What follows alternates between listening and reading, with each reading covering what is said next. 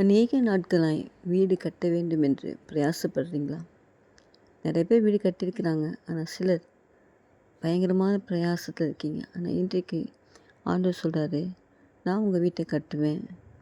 இந்த 2 விதமான அர்த்தம். ஒன்று, உண்மையாகவே வீட்டை கட்டும்படியாக கர்த்தர் கரத்தில் அர்ப்பணிக்கும்போது அழகாக உங்கள் வீட்டை கட்டி கொடுப்பார். ஆவிக்குரிய ஜீவியத்திலையும் உங்கள் வீடு வசனத்தின்படி கட்டப்பட அவர் உதவி செய்வார். நம்முடைய பிரயாசங்கள் ஒன்றுமே இல்லை.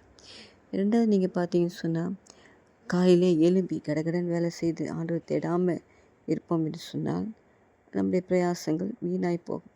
காலையில் எழும்பி கொஞ்சம் நேரம் ஆண்டவரோடு ஸ்பெண்ட் பண்ணிவிட்டு அதுக்கப்புறம் உங்கள் வேலைகளை செய்வீங்கன்னு சொன்னால் உங்கள் நித்திரை இன்பமாக இருக்கும். அந்த நாள் முழுவதும் பிரசன்னமாக இருக்கும். 3வது, கர்ப்பத்தின் கனி கர்த்தர் உங்களுக்கு தந்த வரம். அதை நீங்கள் சரியாக பாதுகாத்து அவங்க பிற்காலத்தில் ஒரு பலவான் கையில் அம்புகளாக அவங்களை கர்த்தர் மாற்ற கர்த்தர் உங்கள்